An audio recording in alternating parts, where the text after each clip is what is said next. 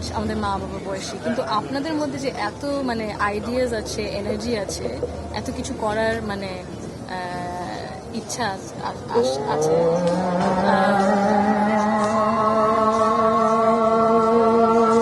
তো সেটা আমার দেখে খুব ভালো লাগছে।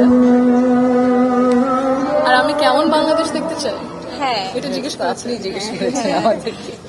আমরা হচ্ছে যেহেতু প্রায় সেম জেনারেশনের না, তো হচ্ছে চাচ্ছি যে আপুর দিক থেকে আপনি কিরকম চাচ্ছেন? আমি কিরকম চাচ্ছি মানে বাংলাদেশ যেন মানে সবার জন্য হয়, ইনক্লুসিভ বাংলাদেশ, যেখানে বিভিন্ন মানুষেরা তাদের বিভিন্ন ধরনের মত আদর্শ প্রকাশ করার মানে স্বাধীনতা থাকে ওইটা। সেই জায়গাটাতেই আমাদের লম্বা একটা গ্যাপ করে দিয়েছে। আবার দেখছেন ওটা হচ্ছে। আচ্ছা, ঠিক আছে। আসলে আমরা সবাই মনে হয় পলিটিক্যালি একটা মেয়েকে একটু পরিচয় করাই দিই, একটু আলাদা করে ওকে পরিচয় করাই দিব, যেহেতু ওই যে কোশ্চেনটা করেছে এটার সাথে কিছু রিলেভেন্ট। আপনি জুলাইতে একটা ছবির কথা মনে আছে কিনা দেখবেন, পুলিশ একটা ছেলেকে তুলে নিয়ে যাচ্ছিল, একটা মেয়ে তাকে প্রোটেকশনের চেষ্টা করেছিল এবং শেষ পর্যন্ত পুলিশের গাড়িটার সামনে গ্রিলটা ধরে দাঁড়িয়েছিল।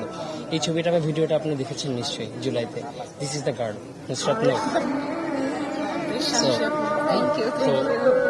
জাস্ট বিকজ সে আসলে পলিটিক্সের সাথে কানেক্টেড না, সে প্রাইভেট ইউনিভার্সিটির স্টুডেন্ট। দেখেন, এই যে 1.5 বছর রাষ্ট্রের কোনো গুরুত্বপূর্ণ মানে জায়গায় তার কিন্তু জায়গা হয়নি, তার পরামর্শ বা তাই মানে জুলাই তো একটা চেতনার জায়গা ছিল আমাদের, যে আমরা কি চাইছি, তো সেই মতামতটা দেওয়ার জায়গা কিন্তু তার তৈরি হয়নি।